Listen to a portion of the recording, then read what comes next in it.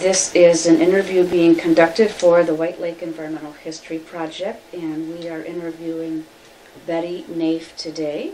I am Tanya Kabala, and taking video is Oscar Osbo. And just want to check that you did read and sign the legal release? Yes. Thank you. And if we could just start with just getting a few details about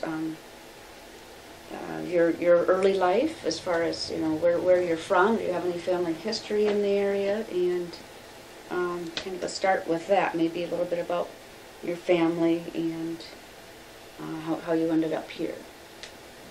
Well, I come from a long line of people. My mother lived to be 101 and a half, and her property adjoined mine until a few years ago. I was born in Oceana County, and have always lived in Oceana County and Muskegon County and no other place.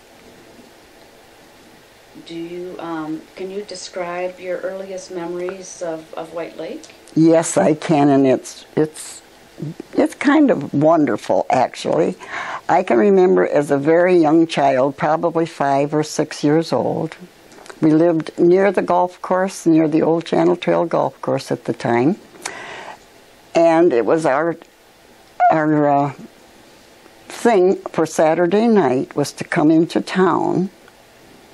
And as we approached the Montague Hill, I could see the Carolina in dock with its big bright lights on. The Carolina had come in with its usual load of tourists into the White Lake area. And that is a vivid memory. And I remember saying, "Oh, the Carolina is in." Oh, neat. Now, did you swim in White Lake at all? No, I do not ever remember of swimming in White Lake because we lived right on the banks of Lake Michigan. And I can see my mother yet sitting at the top of the hill when we went down to the lake. She was sure she wouldn't go down the hill, but we did to swim in the lake, and she felt much safer by sitting at the top of the hill. But I suppose we were a little more careful because Mother was at the top of the hill watching us. When did you come to the Montague area?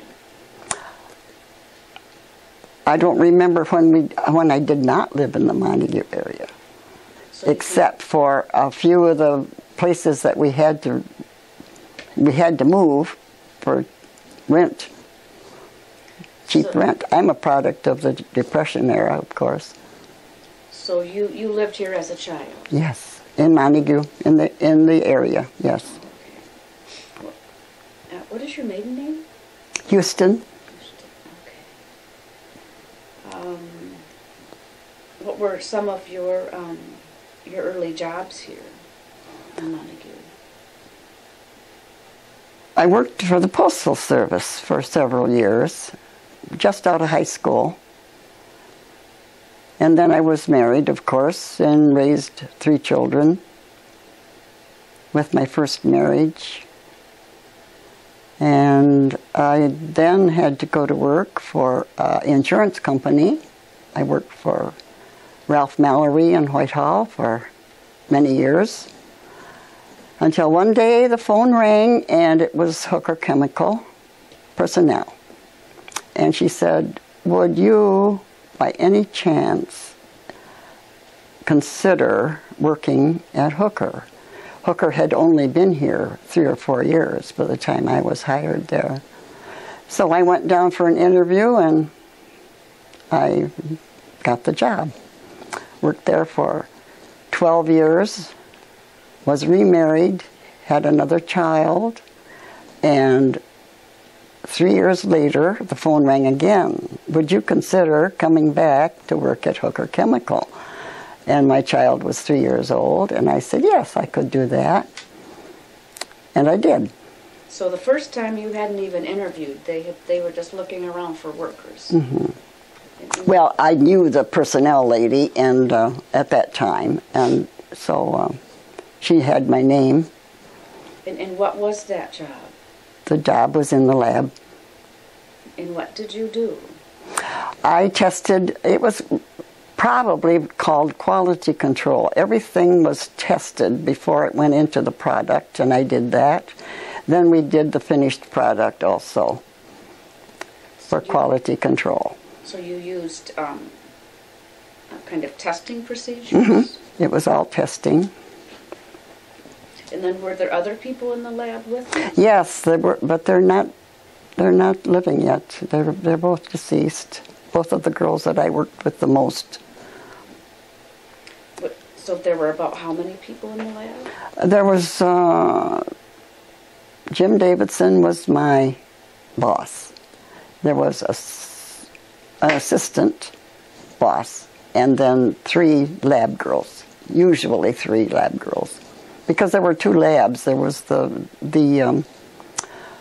C56 lab, we called the C56 lab, and that was the hydrocarbons, of course. The other lab was the caustic soda and the byproducts of caustic soda. And what did you think of the job? Was it a good job? I loved the job. I probably had, if I was younger and didn't have a family, I might have gone into total chemistry. Did you have that kind of a background for the job? No, just went in and learned. Do you remember, or are you comfortable sharing your pay rate? Or? It wasn't good, but it was good to me in those days, of course. Like I say, I was raised during the Depression, and that money was good. Yeah. And it was for everyone. There wasn't a lot of money around at that time either, when I first was employed there. Do you remember when that may have been? I think it was about 1958 when I was there first. See, Hooker was very young at that time in the area. Do you recall any of your first thoughts when you heard of DuPont and, well, actually Hooker Chemical and some of the other chemical companies coming to town? Of course, it was a good thing for Montague. Everybody was welcoming. Do you remember anything that people said, or? No, I don't. Not particularly.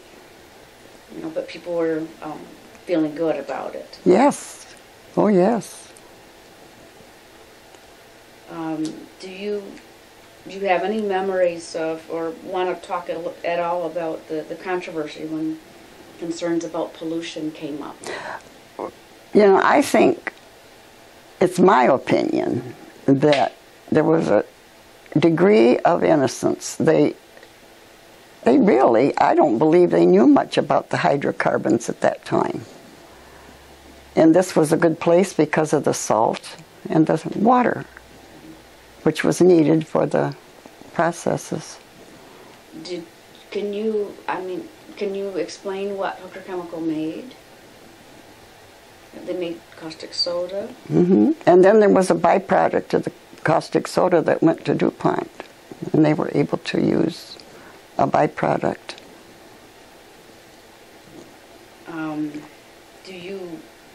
How did you feel about pollution concerns related to where you were being raised? Was that hard to? I didn't really think much about it, actually. I did my job, and I knew that things would be ironed out, and it probably took a little longer than some people wanted it to, but I really think that they thought that the sand and the water would take care of any of the pollution that might occur. Were you aware of any of the local protests, and did that, have any effect on you and other workers? Not in the lab at all. So for the most part, you believed that it was something that would be taken care of? Yes. And it was, I feel, a little too long. It was before they finally got to the nitty-gritty. Do you recall at all any of the newspaper articles, or, you know, just the kind of the the battles in the community over the issue? No, I wasn't even concerned. As I remember, I wasn't much concerned about it because I guess I'm a kind of a naive person. I just knew it would be resolved at some point. Yeah.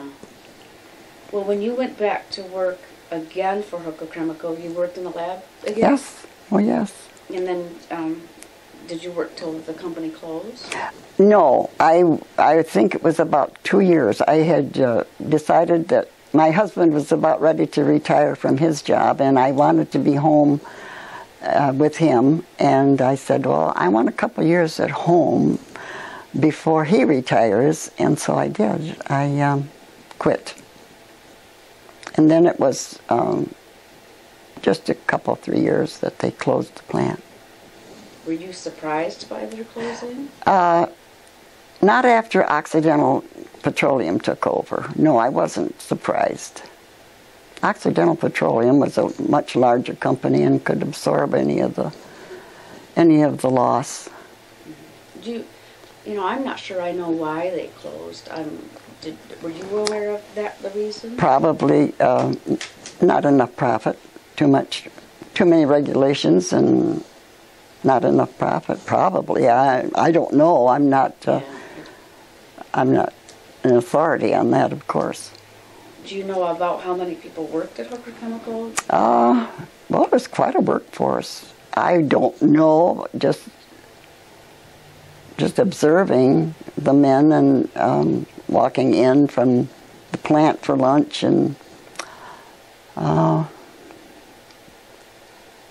possibly 150, might be more. And do you know any of the different types of jobs that were available at the company?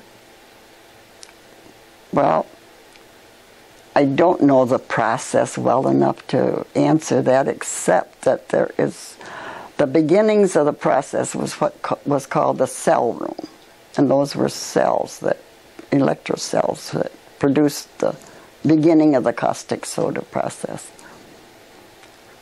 And from then on, it went on out to the far end of Hooker's property into the C56 lab, the C56 produce. Well, it was a sizable plant, wasn't it? Yes, fairly big. I recall one time going to maybe an open house for the company at one point. Mm-hmm. There was a community open house for employees and things. Mm-hmm. Did they do, things for employees or the community that you want to talk about? Well, we had our picnics every year. I remember that. And they were well attended. And of course we had awards. Working for the company, we had awards if there were no accidents and this and that.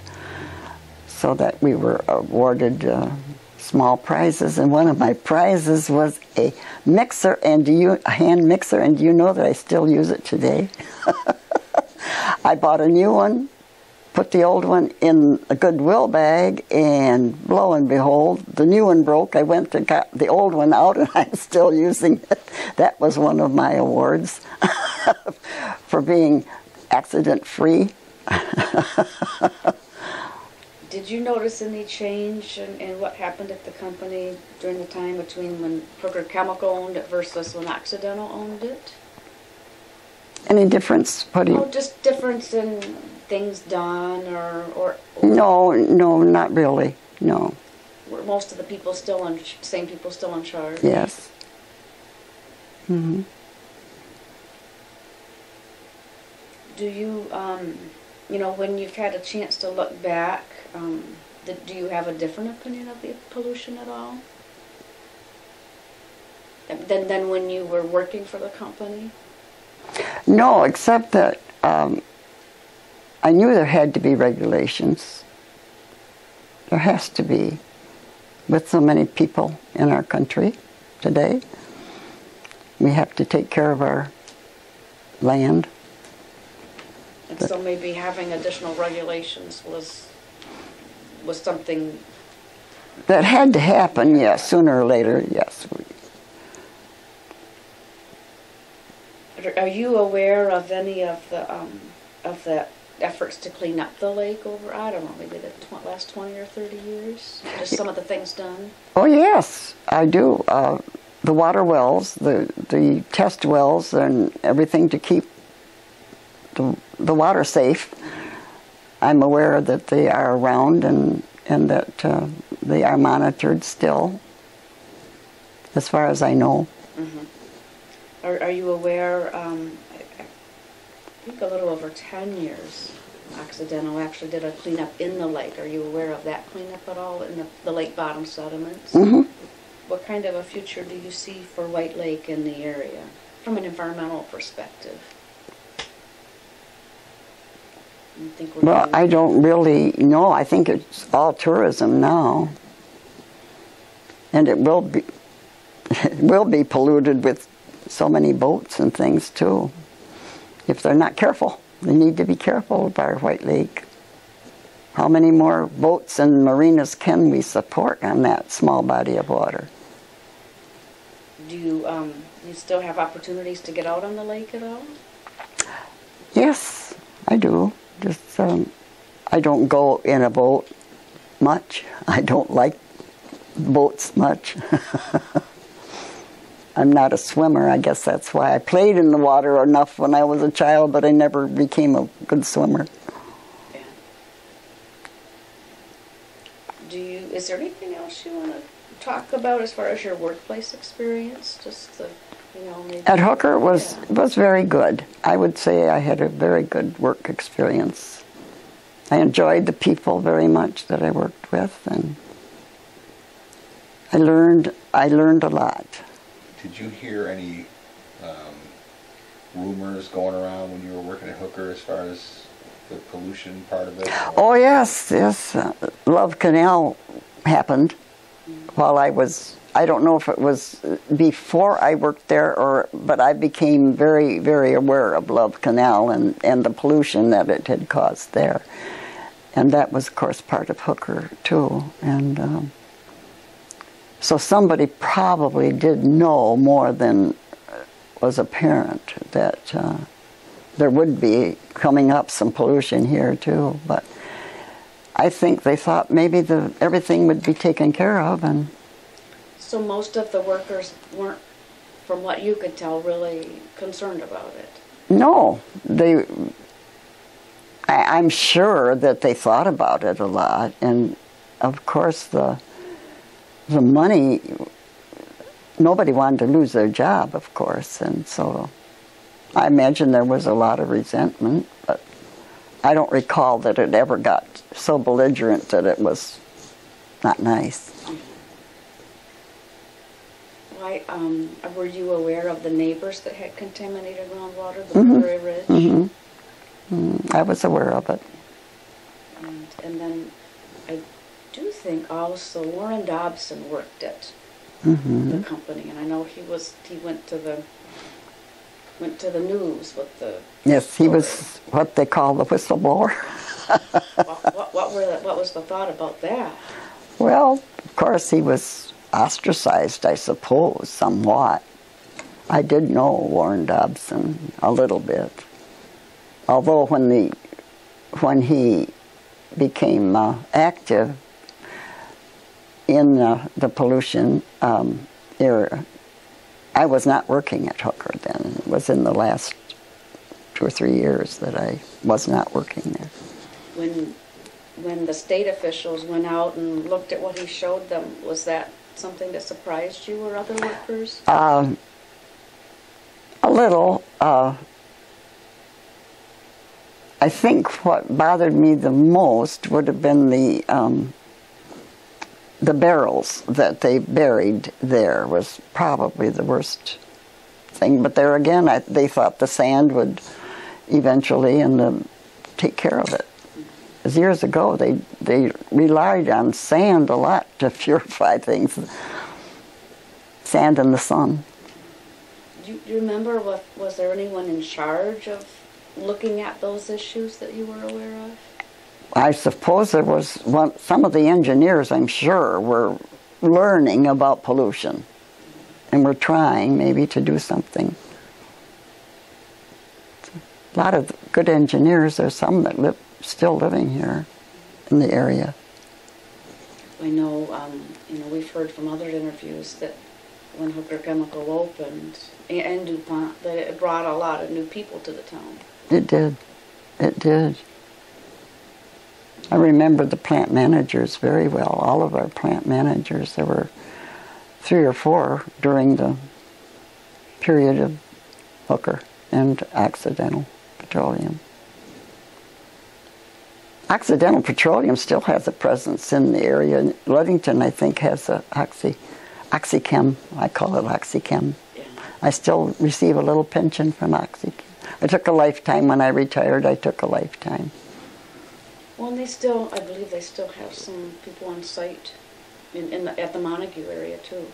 Oh yes, they do for the water, for the testing, the water. Water treatment program. The water treatment. The only other thing I was going to say, excuse me, is that everybody seems to say kind of the same thing. Back then, they really didn't know much about pollution. They just kind of... That's right. That's what it's my opinion, that there was some innocence abroad. They just didn't know enough of the hydrocarbons then. It was a science that was just coming, in.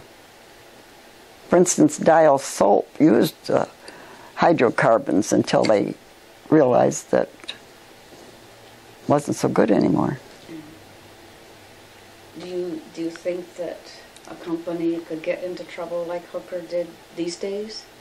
No. Oh, I don't think so. How come? The regulations are much, I suppose, better in some ways. And maybe people have different attitudes or more information. That's right. Do you have anything else that you want to share about either your workplace experience or living in the area and looking to the future at all? Well, I don't want to live anywhere else. I love the area. I love the lakes. And I wouldn't care to live anywhere else. Do you have any final comments? There's one thing in my mind that I remember as a child. I was 15 years old and I was employed over across what has been known as Murray's Inn. I was employed at a summer home for a lady that lived just above Murray's Inn. And in order for me to get to Murray's Inn without having someone drive me around the lake, I was able to take a little ferry across down here at what would be the Coast Guard station then. And I was able to take a ferry across for 10 cents. My father would bring me down to the ferry. For 10 cents I could go across on Bob Diamond's ferry and up the hill to my workplace, and that was my summer employment. Were they summer people, Chicago? Yes, yes. Okay. Well, I've heard stories of that ferry, so. Oh, have you really? I've heard stories of that, and I've heard people say we need to have that ferry again. It would be nice, wouldn't it? Yeah. We really appreciate all your memories and your participation in the interview, and glad to have your viewpoints. It's been a pleasure, and I probably could think of a lot more things if I had the time and would jot them down. Well, maybe we can come back and do another interview. Thank you, Betty. You're welcome.